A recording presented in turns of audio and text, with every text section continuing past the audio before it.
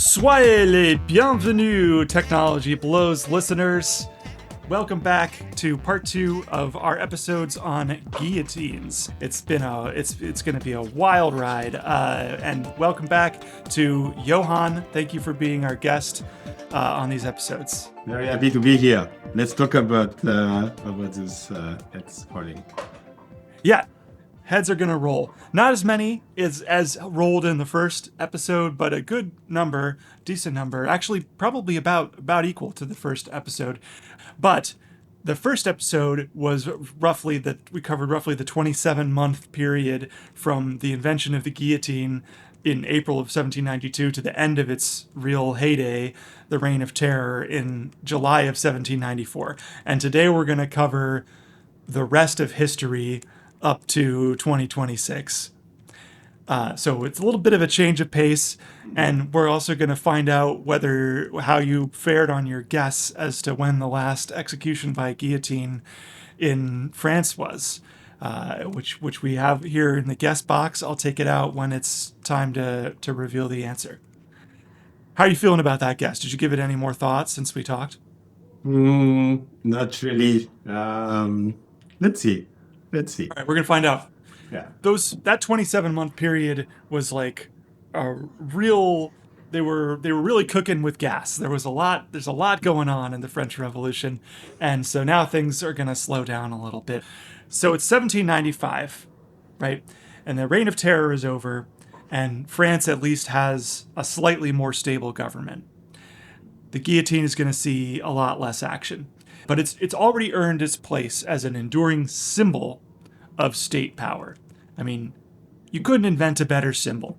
It's got that unique slanted blade that drops from an unreachable height. The sound of it. Yeah. The sound of it, ka-chunk, like very final, very implacable, very, natural force of gravity type stuff. It really just like hangs there in your memory. It's the modern rational state's mandate to kill distilled into a single image, just looming there 3 meters above the collective imagination at all times.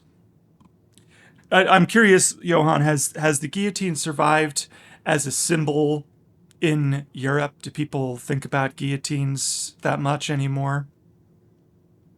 Yeah, I mean, I think it's definitely present in the collective, thinking of people as a very strong symbol. Yeah, definitely. right. And We can talk. Well, let's think about what the symbol comes to mean over the course of this episode, and then I'm curious to get your impression of like what it means now in Europe, because we're going to talk about what it means in the United States, and it means a very different thing, I think. But it's a great symbol, and that's the main thing. If we're being honest, I think being a symbol is the main thing the guillotine is good at. As we talked about last time, it's not designed to stop crime, right?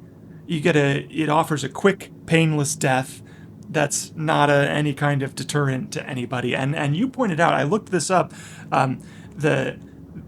because there's only one punishment, there's only one type of capital punishment for everybody, and you can only kill somebody once. There's a thing called marginal deterrence. The marginal deterrence starts to fail. Marginal deterrence is like, say mugging gets you 5 years, aggravated assault gets you, 10, killing somebody gets you 20.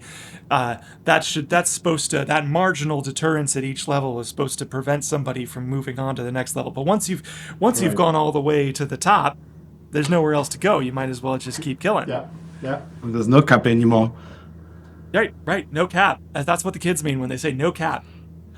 So after the Reign of Terror, the guillotine's not going to be good anymore as a tool of collective revenge either, because executions are no longer being held every day high up on a scaffold in the Place de la Concorde.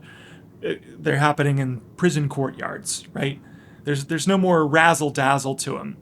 And the guillotine definitely isn't good at what is ostensibly its main job, which is killing condemned criminals. I mean, it kills them, effectively, but it's a ridiculous machine. It's top heavy. It weighs more than an adult pig. It is expensive to maintain. It's a real pain in the neck to clean. You know, if what France wanted was an efficient way to execute criminals, they would just be still using hanging, right? They would be going with you can hang a dozen people at a time. It's perfectly For sure. egalitarian, and it only costs rope, right? Rope is cheap. Yeah. Yeah. It's so much more practical than this crazy Rube Goldberg contraption that they have. There is one thing the guillotine is great at. It's great at occupying space in people's minds, which is why it ends up with so many nicknames. Some of my favorites, some of these are tough to translate. The Timbers of Justice, they call it. The Bois de Justice. Les Bois de Justice. The National Razor. Okay, rasenmähermässig. It's pretty good. Pretty good. Yeah, it's pretty good. It's pretty good. The Silence Mill. That one, Okay, that one sends a chill up my spine. Yeah, it does. Le moulin silencieux, yeah. Yeah. There you go. The Moulin Silencieux. Le Cravate de Capet. Capet being the surname taken by Louis XVI when the monarchy was Okay. abolished and he became a commoner. He took the last name Capet, so they call it Capet's necktie. One that's great but difficult to translate is La Raccourcisseuse Patriotique. That's a good one. Oh wow, that's. How would you that's, translate that? So someone probably smoked before finding this one. How would I translate this one? La conscience patriotique. I don't know. the patriotic shrieker or something like that. Like yeah, it shrinks you, right? It's short. yeah, It makes you shorter. it tricks you, yeah, for sure. By a good head, at least. Yeah, right, right. I'm curious about one thing, Dan. Like, so we talked about like the first V1, right, of the guillotine. What do we know? What do we know about like the different versions that came after that? Was there ever like a mobile guillotine or like a lightweight model that you could just carry around? Was there like a double blade one, like things like that? I'm curious. This one has a spinning blade. This one, yeah, guillotine with like a hot dog sensor, so the executioner doesn't accidentally slice his thumb off. We're gonna go pretty in depth on the V2 guillotine in this episode, and you've guessed some of the main improvements that were made in it, but they're mostly, as we'll talk about, they're mostly improvements of the convenience of moving it around, because that makes it more administratively useful to the regime. So these nicknames, this is just a small sample. If you go to the Wikipedia page on guillotine, there's like 30 of these nicknames. And the list goes on and on. It's a real rabbit hole. I suggest you check it out. Yeah. But clearly the French are spending a lot of time thinking about the guillotine right? But they're not afraid of it. It's a meme. Yeah. Yeah. Yeah. It's just like, I think there's not so many objects, right, that you don't really see regularly, but you still talk about in like also at school and so on, right? Like Right. everyone knows about it, even if they haven't seen one, which is interesting. yeah, that's true. I'm trying to think of an equivalent. I mean, I guess methods of execution tend to be that way, like the electric chair, right? I've never seen an electric chair, but we talk about it a lot. But like from outside of the execution space, it really occupies that space up there with like Air Force One. It's like a highly privileged kind of technology. That's an interesting point. And we think about it enough to just come up with nicknames for it, right? Okay. Like it's not. This is not. That's not the behavior of somebody who's like, oh no, I might get my head chopped off at the guillotine. That's the behavior of somebody who's like joking about the guillotine all the time. But I think interestingly, like I don't think we associate it as much to the reign of terror than to the revolution itself and like Hmm. the beheading of the king and Really? like the higher class. Yeah, I think so. Yeah. That's interesting. I wonder how to what extent that is an intentional effect of the industrial education system and the to what extent that the regimes after Robespierre sort of cleaned up that history for students. Yeah, it could be, but also maybe it's just a sort of a free association with like Hmm. Marie Antoinette and like Louis XVI. So you know those people, but like you don't know like people who have committed a crime and got guillotined, right? So the association is actually, I think, probably through that, through Yeah, the rich people. it's a great story to have, especially now that we know Louis the 16th came up with the blade design. I mean, Right, yeah. can't beat that. Genius. Now the whole world knows about the 1789 French Revolution because it's the greatest show on earth. Like we talked about last time, it's epic. It's got all these heroes and villains, huge armies Yeah. on the march, beautiful set pieces. It's entertainment. Mhm. And the 1789 French Revolution kicks off this whole string of other revolutions throughout Europe. Everybody's sort of following the French example, throwing off their chains. By the mid 1800s, there have been revolutions all over the place, and secular liberalism is all the rage in Europe, right? So by 1871, a lot of these new European democracies are starting to toy with abolishing the death penalty. Portugal gets rid of it in 1867. The Netherlands get rid of it in 1870. Meanwhile, France is kind of stuck in a revolutionary Groundhog Day situation. They've gone through 8 different governments since 1789.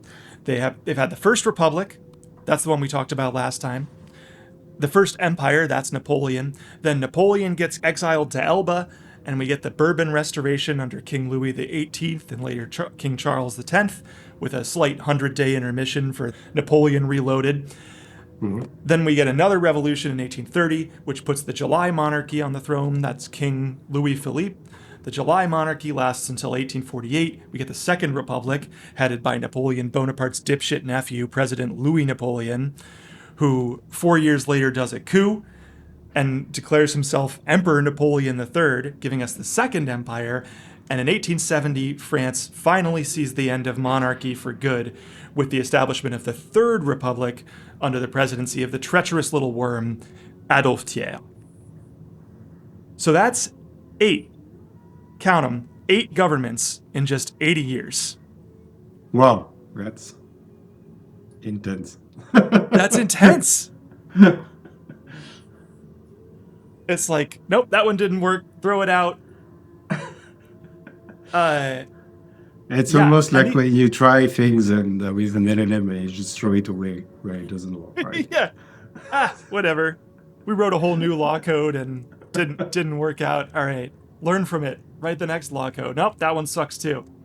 And these governments had like nothing in common. They had different laws, they had different structures, different political alignments. In fact, almost the only thing that was constant throughout these 8 different regimes was the guillotine. Right? Which is crazy because the French can't agree on fucking anything. I mean, you put 8 French people in a room and tell them to cook one omelet. You're coming back an hour later to find 8 corpses and a dozen perfectly intact eggs. And right? And yet for 8 decades, every incoming government is like, all right, we're still using the head choppy thingamajig? Yeah, cool. All right, next order of business. That's insane, actually. Yeah, I never realized that. Even the Bourbon Restoration was using after they threw out the revolutionaries and restored the kings, the Bourbon Restoration was still using the guillotine, and so did everybody else. Did this innovation exported itself to other countries? It did. I mean, the history is a little complicated because there were head chopping devices outside of France before the guillotine, but the guillotine's kind of its own thing. So the Netherlands used the guillotine. I think Switzerland used the guillotine. The Germans loved the guillotine. They were all about it. I'm not surprised. Oh yeah. Increased productivity. Right. It's very they love paperwork over there. So, but yeah, it exports itself. I mean, France has colonies, right? It's exported to all the colonies, and they have guillotines in Algeria and French Indochina and the Martinique all have guillotines. So in 1868, still during Napoleon III's Second Empire, Alphonse Léon Berger, who is a carpenter and more importantly the assistant to the executioner of Corsica, is gunning for promotion. He wants to be head executioner. This is Alphonse Berger, and he sets his mind to developing a new guillotine, a better guillotine. It's going to be the guillotine of the future. He never gets that promotion, unfortunately, but his design is solid. And in 1870, the government commissions new guillotines based on Berger's model. So why is it better, right? It's sleek, it's lightweight, it's fast. It's sort of like the Ferrari of guillotines. Johan, you sent me this Chanel guillotine picture that we were talking about last time, and this is exactly the vibe, right? This Berger guillotine is just sexy. It's cool, it's sexy. People have never seen anything like it. The old model, it's just steel rubbing against wood and a 15 kilogram weight clunking down at 28 kilometers per hour. Since it's all rubbing against each other, like it breaks down quickly and you start getting, operational issues, which you definitely don't want during an execution. The Berger guillotine, this new one, has this beautiful brass housing with shiny wheels that runs along a steel track. So it makes a much more satisfying sound, metal rolling against metal. And instead of clunking against the wooden base, the blade supports come to rest against a spring-based damping mechanism that's built into the uprights. Interesting. Mm-hmm. So it's much more engineered, and because it's like this is post-industrial revolution stuff as opposed to what they were building in 1792. So it's a nice compact machine, and all this means you can have a much heavier weight. You can have like a 40 to 50 kilo weight on top of it instead of 15, and you can have a shorter drop, which makes for a more compact machine. You know, you can pack it in your backpack and just go. Exactly. Well, yeah, I mean, you joke, but that was the value proposition. So they decided in 1870 there was a decree. This guillotine ended up in Algeria, and the government found out about it, and they were like, "Oh, this is a great idea." So they made this decree that they used to do all the executions up on a big wooden platform in the public square. So they'd have fewer problems with like misalignment and deterioration because it would be flat and solid. No longer necessary. The Berger model has a new crossbar between the uprights, has extra supports against the ground, which means you can put it directly on the ground instead of on a scaffold. And it's also way easier to take apart and put back together, right? Guillotine 2.0 has metal threads and bolts instead of the screws going directly into the wood, and it flat packs like an IKEA sofa. Now, what would be the guillotine today Like first, it would probably be there would be ads on it, right? Like most Oh, likely, for sure. it would be Oh, for sponsored. sure. Yeah. Dog food companies would have ads. It would be like a live Um, counter with a sensor like that knows how many heads have fallen. yeah.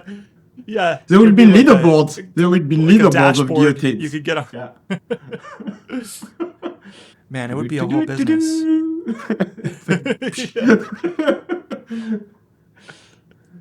This new one can be set up in just 3 hours instead of taking all day to set up, and it can be taken down in less than 1 hour. That's convenient. So, and like I said, it flat packs, so you can just like ship it around from one place to another, so that you can have like a given region in France will have one guillotine, and they'll just ship it around to the various prisons that it needs to be used at, and then send it back.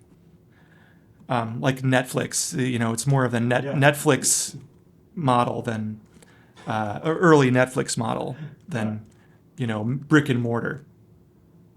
So it's just more reliable, more mobile. They no longer have to have the prisoners come to the guillotine. The guillotine can go to their prisoners, and they set it up in front of the prison before dawn. They bring the client out, whip chunk. It's all over in 30 seconds. Take the thing apart, ship it back to HQ, and it's a disruptive. It really is a disruptive technological innovation because they can get this all done before breakfast, before anybody is like out to see it. They don't have to make it a big public spectacle anymore, which disrupts kind of the symbolism of the guillotine, because it doesn't loom in on a scaffold anymore up in the public square.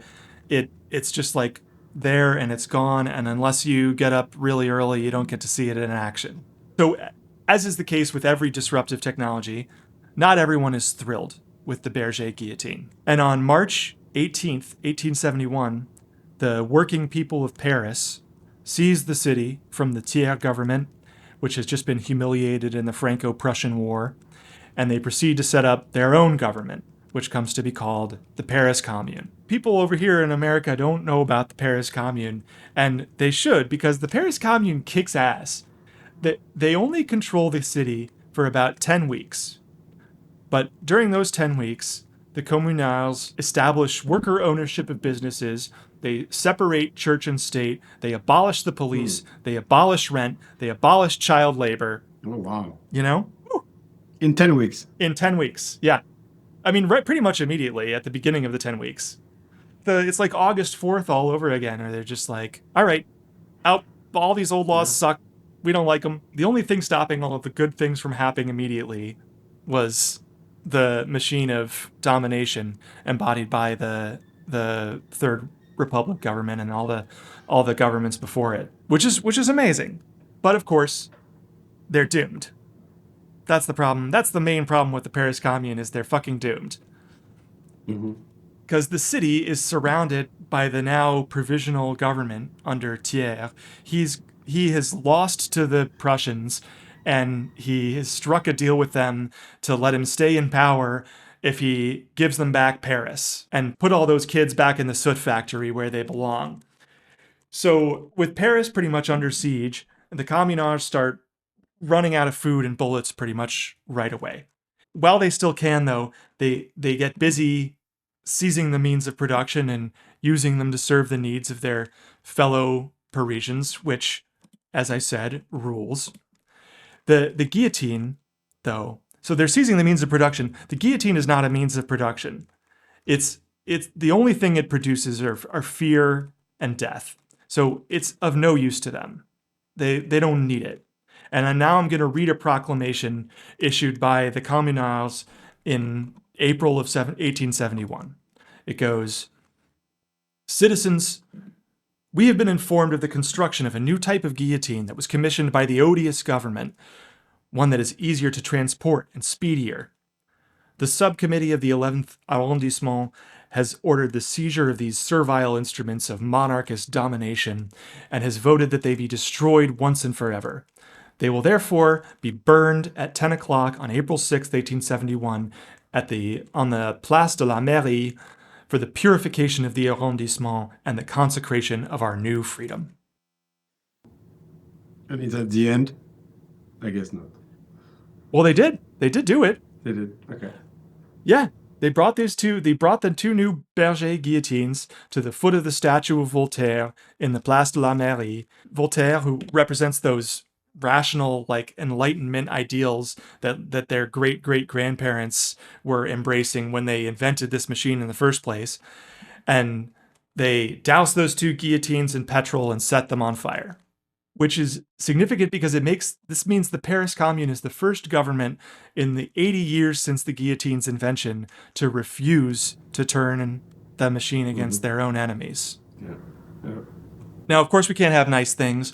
The army comes back from Versailles under the leadership of that monstrous gnome, as Marx called him, Adolphe Thiers. And the Versailles army is well-fed, well-supplied, and they have Prussian support, so they take back Paris right away. In what comes to be called the Bloody Week, killing 10 to 15,000 communards in the process. And the Third Republic reintegrates church and state, brings back child labor, and brings back execution by guillotine. So hooray, we're back to normal. It's a cycle, right? Right. The Third Republic ends up lasting 70 years, which is almost as long as all the previous governments since the Ancien Régime combined, during which the guillotine is becoming more and more embarrassing because France is the only European power during this time still doing public executions. By the eve of World War II, the only other European nation that still beheads its criminals at all, much less in public, is, well, do you want to guess who the only other country at the beginning of World War II who's still executing their criminals by beheading? Germany? It is Switzerland. Switzerland? Okay. Switzerland's still doing it. Was there a patent on the guillotine? Well, maybe the Berger guillotine, let me see. Was the Berger guillotine patented? He did not patent the design. He mostly was using it as like a way to get promoted, right, by the French government. And so what he wanted was for the adoption to just take off right away, right? And it's not like he was running a private company anyway, like Berger's quality guillotines. But I guess they were manufacturers of this, right? Or was it just like? Yeah, I mean, I think it was just carpenters, like private carpenters who put it together. He built the first one, and just probably showed somebody else how to do it, and then they started exporting them. We, what was it, 1870 something, so 1868. So, they already had like steam trains and mining equipment and stuff. So it wasn't like a technical marvel by industrial standards, right? Right. It was just like a better, flatter way to do it. So the Third Republic's around for 70 years until one day, and so they're doing executions by guillotine in public until one day in 1939, France comes together as a nation to execute a true piece of shit, the serial killer Eugen Weidmann, who is a German-born French serial killer. In 1939, his trial has become this huge news story, largely because one of his murder victims was this beautiful, well-to-do American ballerina named Jean de Koven. If you murder a ballerina, everybody's going to be on your case now, right? So it's all over the papers. Everybody wants this guy killed. He killed like 5 other people. They call him a serial killer. He's more of like just a criminal whose MO was to kill his victims before stealing all their money. So Weidmann's execution day comes on June 17th, 1939. And normally they try to get the whole execution done before breakfast, right? But on this day, apparently they have some trouble setting up, and the guillotine isn't ready until midday, which means by the time it's set up, there's a huge crowd gathered in the street Some estimates say up to 20,000 spectators. Wow. Yeah. It's a huge event. Everybody's telling their friends. They're yelling and cheering as Weidmann is brought out to the guillotine. Weird little factoid. One of these spectators, one of these 20,000 people, evidently pretty close to the action, happens to be Christopher Lee, the actor. Oh, wow. Okay. Yeah. For those who don't know, Saruman from Lord of the Rings is where I know him from. His friend woke him up early. He was like, hey, there's going to be an execution and they're setting up late. We could go watch it. French TV interviewed him later in life about it, and he said he was disgusted by the whole thing and ashamed to be there. He couldn't look when the actual blade fell. And they, anytime a non-Frenchman speaks in excellent French, they always have to mention it. Like Christopher Lee, the British actor, told us in perfect French about his time watching this execution. Anyway, he was there. That's the point of that story. Most people in the crowd were not ashamed. They were. After the guillotine was removed, several people rushed forward to soak their handkerchiefs in Weidmann's blood before the officials could get the hose ready. That's weird. It's very 1792 behavior for 1939, I would say. Yeah, I think so. I think crowds sometimes have weird behaviors, no? Like maybe it's Yeah. something about that, about like crowd behavior or something. Right? It's not pretty. Nobody likes it. And I don't know. I wonder if these people had, did they like put their handkerchiefs, did they frame them and put them on the wall? Like, what do you do? Right?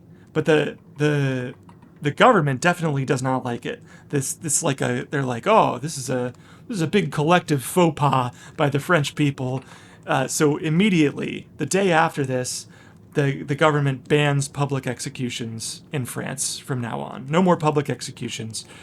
They say because they don't seem to be having the desired moralizing effect on people. That's their reasoning. Public executions are supposed to make people act more morally, and going and soaking your handkerchiefs in the blood of the executed person is not really doing that. Moral. Yeah, for sure. Although, as Camus points out in his 1957 essay Reflections on the Guillotine, this is kind of backwards logic, right? Because how can executions have a moralizing effect on people if nobody gets to see them? Mm-hmm. Camus says, like, well, if we want the executions to make people act right, we should be televising them on all the channels. Yeah. Right? But instead they're like, watching the executions is causing them to act bad. Okay. Well, then why do we have the executions again? Yeah. That's interesting. So from this point on, executions are going to be done behind a black curtain in a prison yard. They set up a curtain before they build the guillotine. They set up a curtain. They do the execution behind the curtain. Then they ship it back. Mm-hmm. But still, they can't stop using the machine. They have to use this ridiculous, like, grandfather clock of death, because that's what they wrote down in 1792, and 8 governments and 147 years ago, that's still what it says in the Constitution. Wow. So I was pretty wrong with my date, right? Like saying it. But yeah, we haven't even gotten there yet. We're still pretty far off. Wow. Right? It's really hard to. It's one government goes out, but the next government comes in. They still have people to kill, and rather than have to come up with new laws about how you're allowed to execute people or not, that might be contentious and might cause people to argue. They're like, well, the last guys were using the guillotine, so if we keep using the guillotine, nobody can complain that that's a problem, right? So we'll just keep using it. It survives for so long. The guillotine even survives French rule itself. Case in point, Vietnam. Vietnam was a colony of France until Ho Chi Minh drove out the colonizers in 1954, after which the country was divided into communist North Vietnam and an authoritarian nationalist state in South Vietnam under a leadership of President, and I'm much better at pronouncing French than Vietnamese, President Ngo Dinh Diem. This is, what happens when you have a colony for a long time and then you leave. Turns out they don't really have the structure to hold up one country anymore. So there's quite a few stories like that, actually. Yes. Unfortunately. Certainly something the United States has never done. So just you guys over there. One of the biggest problems Diem has to deal with in the late 50s is there's a growing communist resistance within South Vietnam's borders. Largely in the village. It's hard for Diem to like clamp down on all these different communist resistance cells because they tend to hole up in these remote mountain villages. And so in May of 1959, the National Assembly of South Vietnam adopts something called Law 1059, which is a law that says that if you're suspected of, quote, crimes with the aim of sabotage or of infringing upon the security of the state, the government is allowed to impose a death sentence on you through a military tribunal. This remind you of anything from last time? That's something we talked about, right? It's exactly what Robespierre did. Yeah. It's exactly the law of suspects. Yeah. That allowed the Jacobins to round up anybody suspected of counter-revolution, which was basically anybody they wanted. Same exact deal. Mm-hmm. Except it's happening in Vietnam in 1959 instead of in France in 1792, 93. Wow. Yeah. And Diem is like, hey, do we still have any of those guillotines left over, that the French were using to kill us? Right, which makes total sense, because whether you're a radical Jacobin in 1792 suppressing Catholic priests, or a colonial governor in 1910 suppressing Vietnamese resistance, or a Catholic nationalist in 1959 suppressing communist guerrillas in the foothills, if you're a state and you want to win an argument, you're going to reach for the national razor. It's just great for that. So the Diem government literally puts guillotines on the horse carts and sends them out to the countryside. You see the army approaching with a rattling cart and the guillotine set up high on the cart, just like ready to go, which is chilling. And those guillotines in the countryside do the two things that guillotines always do. One, they stand as a powerful symbol for the autocratic government in the capital.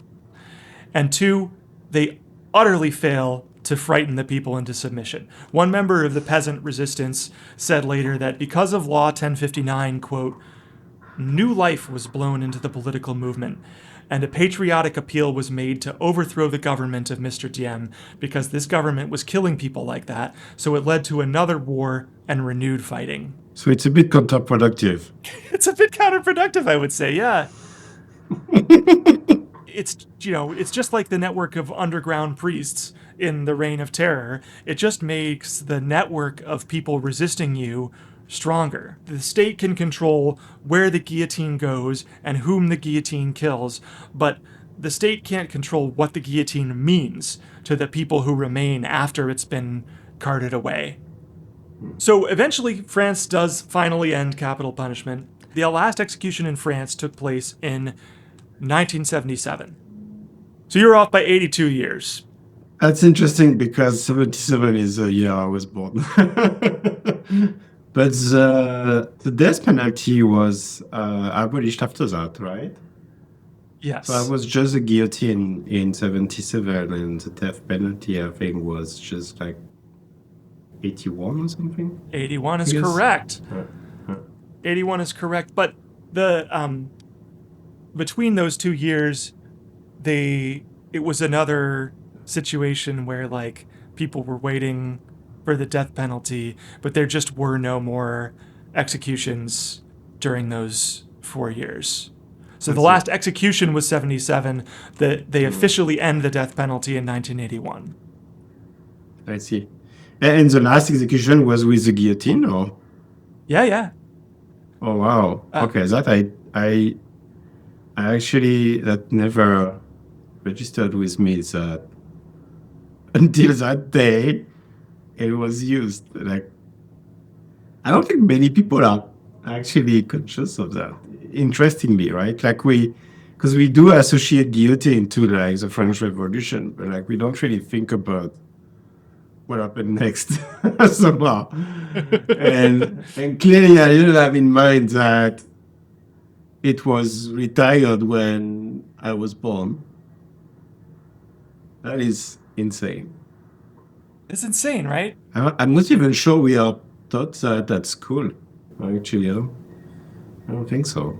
At the very least, it's interesting from a technological perspective to see that, like, this same machine that is more or less the same since 1792 with some improvements was, still being used in 1977, not because of any moral argument that anybody made about it, not because of, not because of any moral argument people were still making in 1977, for sure, but just because you glom onto something, you make it the law, and now that's the technology.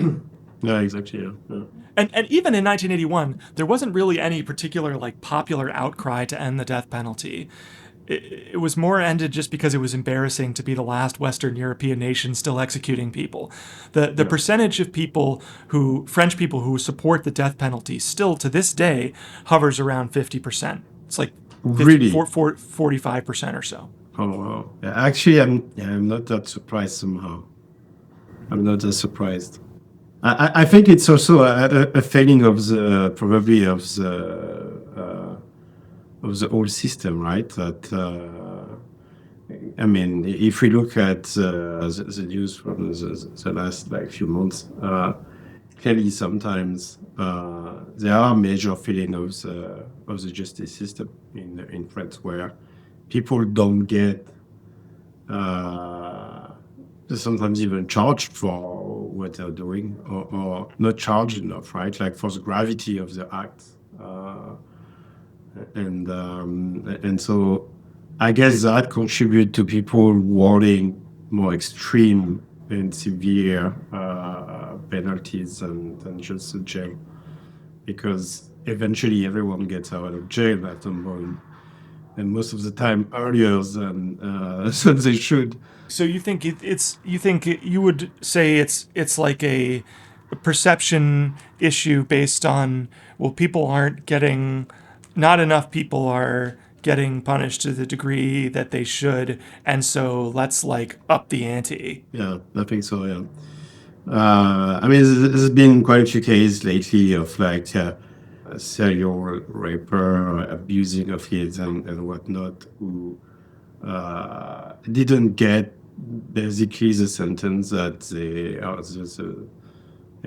penalties that they should have had, and then could do things again and again. And I think that is what makes people go extreme and be like, okay, I guess the only solution is to just end their lives, right? Like because Right. the prison system doesn't or the justice doesn't condemn them to long enough penalties that we know they're not going to do it again. Right. I don't know. In the U.S., like support for the death penalty in the U.S. is around 54%. So a little bit higher than France, but we're roughly in the same ballpark. Yeah. But we don't have any personal experience with the guillotine over here. So to us, the guillotine doesn't symbolize the state's mandate to kill. If anything occupies the space in our imagination, it's probably the electric chair, or I think probably the riot shield occupies a lot of space in our imagination as a symbol of like the state's monopoly on public space and on violence. What we know about the guillotine over here is the common people of France used it to do away with their corrupt wealthy overlords.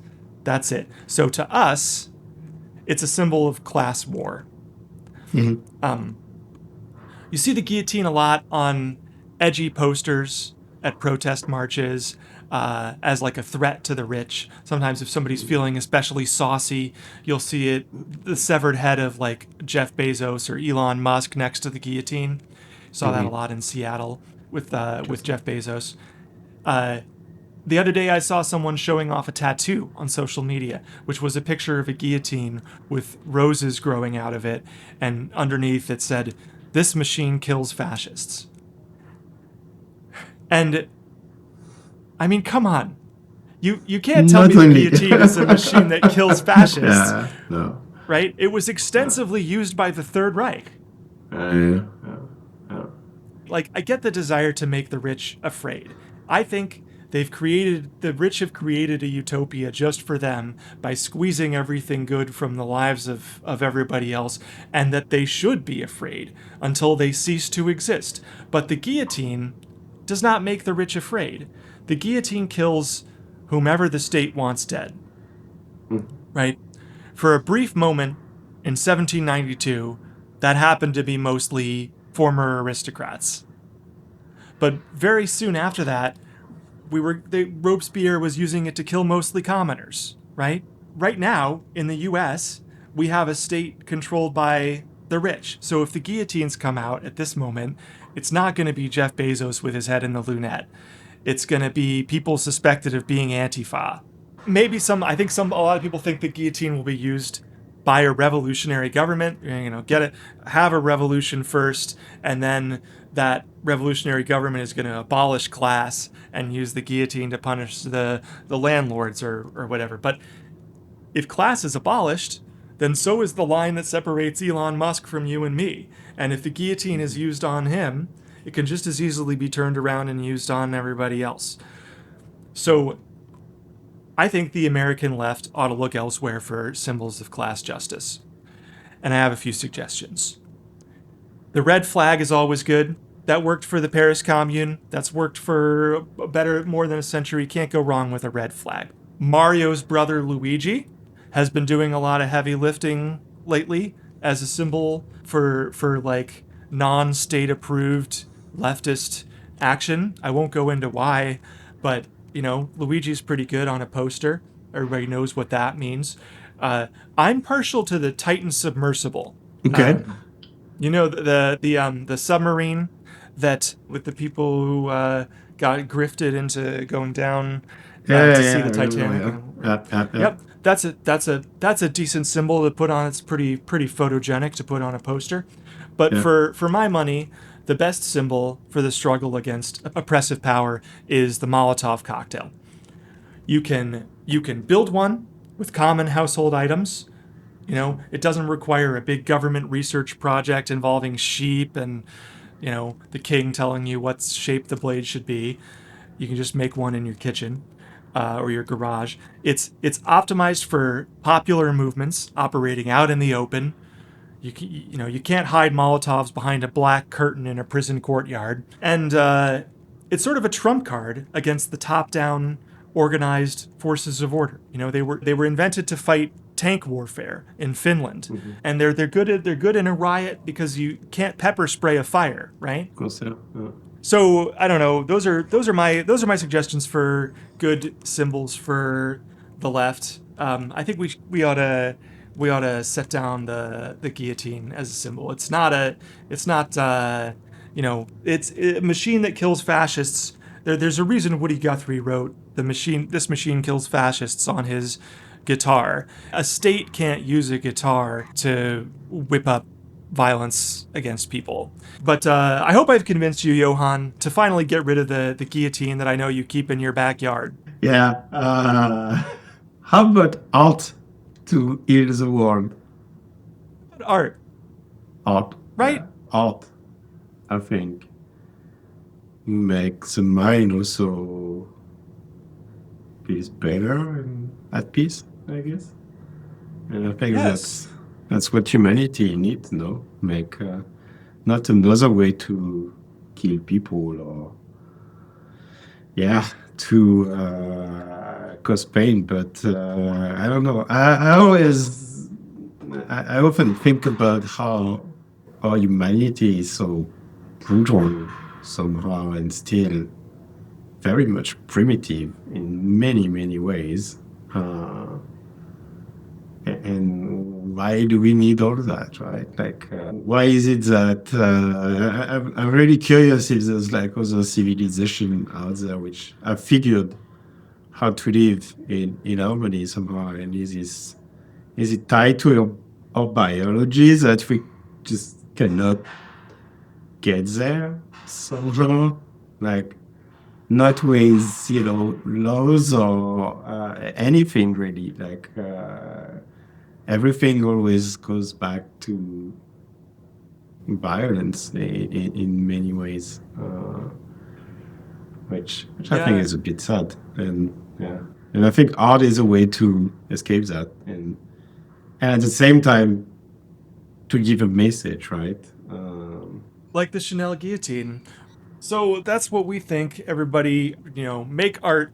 Don't chop off heads with a guillotine. You heard it here first. Thank you, Johan. This has been an awesome conversation. Thank you, Dan. I'm really awesome. glad we were able to get into it. Thanks. So I want to tell people we've got episodes coming up on high frequency trading. We've got an episode on QR codes that's in the works. We've got an episode that I'm calling Fat RoboCop about a police robot that you're going to love that's been in the news lately. So tell your friends, get on that social media, follow us on Instagram, subscribe, like and subscribe on YouTube. And thanks again to Johan. This has been an awesome talk, and Thank you so hope to much. have you on again sometime soon. Yeah, well, thank you so much, Dan. All right. Thank you. Thanks for listening to Technology Blows. I'm Dan Slimman. See you soon.